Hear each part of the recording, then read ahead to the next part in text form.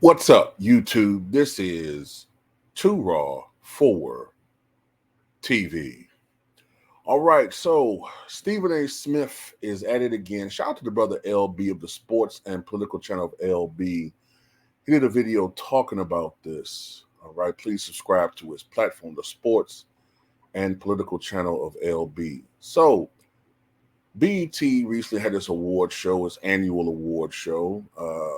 Me personally, I haven't watched that award show since Michael Jackson died. The show that came on immediately after the death of Michael Jackson. That's the last one I watched. That was 2009. So that's 15 years ago. But anyway, during that award show, apparently, from what I've read, at the end of the show, there was a memoriam segment for those who have passed away, those who are quote unquote African American or notable people that have passed away since the last award show. And one of those persons shown was O.J. Simpson. Apparently, this got under the skin of Stephen A. Smith. Big surprise. Stephen A. Smith seems to have had a hard on for O.J. since he's been pretty much known as a pundit. So he talked about on his podcast how basically it's a disgrace that OJ was up there. He brought up the fact that he should not be celebrated in any way, shape, or form. This is a man that was accused of homicide, double homicide, even though he was found innocent criminally. He brought up that he was found guilty, liable in civil court.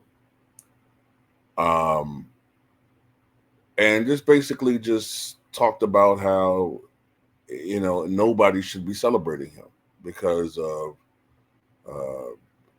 that, and I guess maybe some of the other things and the domestic disputes and all that stuff. So he should be canceled, about pretty much. That's what he's saying. Stephen Smith has had a long history of bringing up OJ. I mean, in the past, he said if he had his way, OJ be under the jail, as if, look, man, we got people in prison who've done some horrible things, okay? And if OJ was guilty, yeah, he should be in prison. But, we got some cops walking around, too. We have some cops who are walking around who've done some horrible things to citizens, and like the cop that ran up on Tamir Rice while he was playing with a gun on camera. A cop just run up to Tamir Rice, come out the car, fire without a warning, blow the little kid away. And that same police officer who should be under the jail too, he just got hired by another police department. I don't see you complaining about that. I don't see you complaining about all the other cops that have gone around and taken the lives of citizens, black citizens, white citizens, Latino citizens unjustly, and they get hired, by other departments. And people like you who got a platform, they'll bring that up. So look, man, O.J. Simpson, that stuff was 30 years ago. 30 years ago. I mean, let's just think about that. 30 years ago, and people still bringing that up. Still bringing it up. But, Robert Blake, the actor, Bonnie Lee Blakely, I mean, apparently from my memory, someone was supposedly out to get her. He went to a restaurant with her. He had a gun. They get into the car. She's in the car. He says, "Oops, I forgot my gun. Let me go get my gun back in the restaurant." He gets his gun. The story was he comes back and she's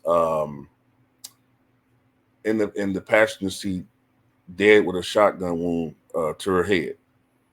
And the gun that they shot her with, whoever shot her with, was thrown in the dumpster, which was right by the car where he was parked at. That seems rather suspicious. A lot of people think that he did it, but he was found innocent. But I don't see the same witch hunt with Robert Blake that people have with OJ. And it was a lot more circumstantial evidence to suggest that Robert Blake did it than OJ. And by the way, do people understand that when the court system, it's it's designed so that when you convict somebody, there's supposed to be a conviction where there's no reasonable doubt. So if you want to get mad at anybody, if you think that OJ did it, don't get mad at black people. Don't get mad at anybody. Get mad at the terrible prosecution, which did not prove their case. They didn't do a good job. It didn't help also that you had Mark Furman, uh, who, you know what I'm saying, when you look at the way Mark Furman, some of his activities, look at some of the LAPD detectives, some of these officers, and some of the things they did were very suspicious, which did constitute some suspicion as whether or not there was a conspiracy to set up O.J. Simpson. Then you look at some of the evidence where there was a woman walking her dog that did see two men running from the direction where Nicole Brown Simpson lived. One of these men, she said, was an Italian man wearing what? Bruno Magli shoes. That was omitted. Some of you may not know that.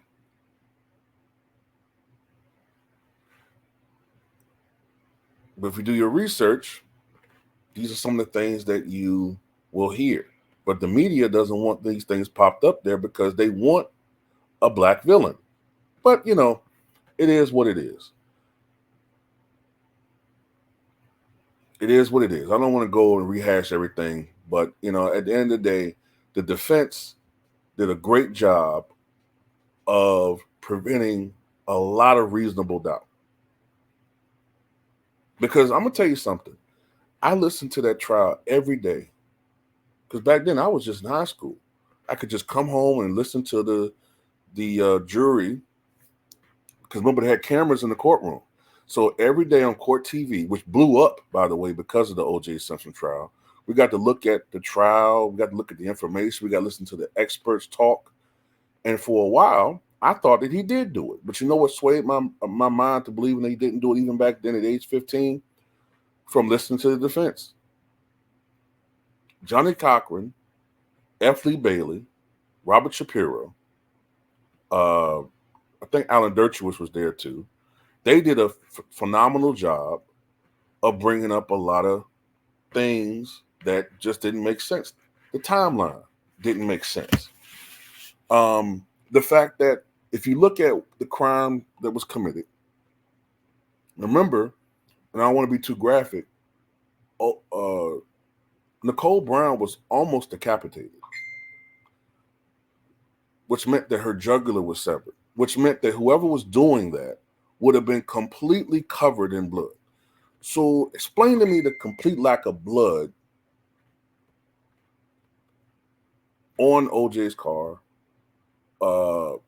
It should have been a trail of blood going to his car. Do you understand?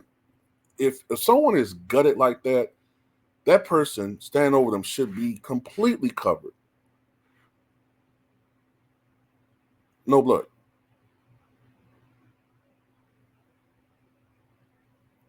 I have my theories as to what happened, but it is what it is.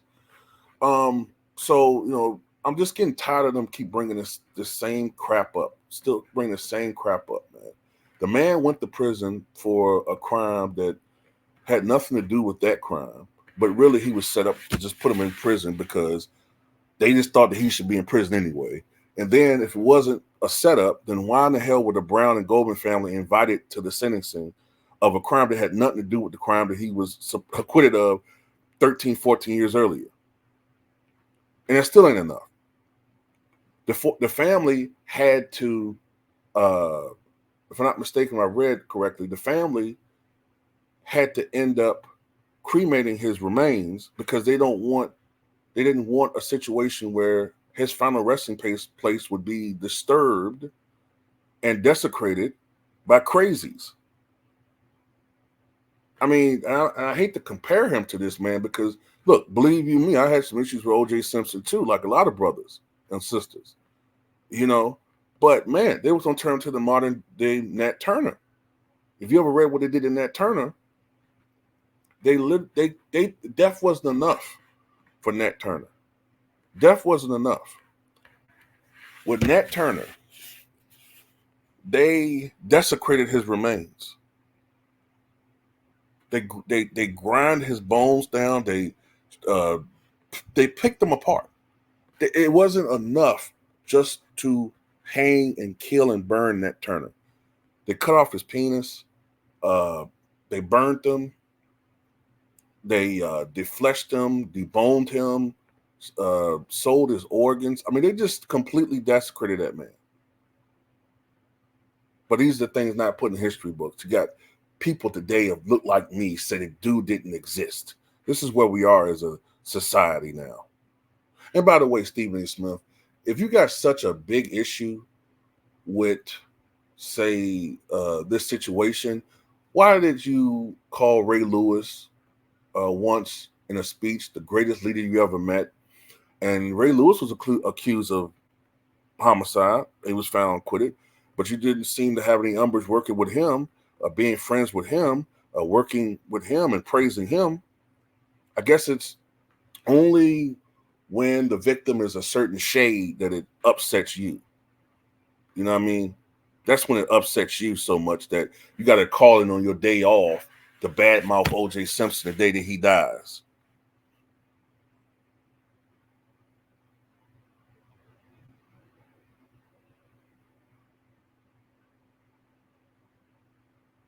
And I got to say to you what we should say to everybody. Just like they told us with Trayvon Martin, respect the decision of the court. The court found George Zimmerman not guilty. That's the decision we have to live with, right? So you live with the decision that a jury of his peers delivered on that October day back in 1995. And by the way, something tells me that Stephen A. Smith probably was one of millions that smiled when that decision came out. But you know what happens? When people own you, expect certain things from you, you're going to change your tune immediately and change your tune accordingly. You know what I mean?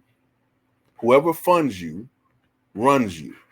And that's the case with Stephen A. Smith. I mean, it is the same guy that told us, hey, when he gets up in the morning, he thinks about his bosses and how to make them money and how he can get little butter biscuit breadcrumbs. Well, you know, that tells you everything you need to know right there.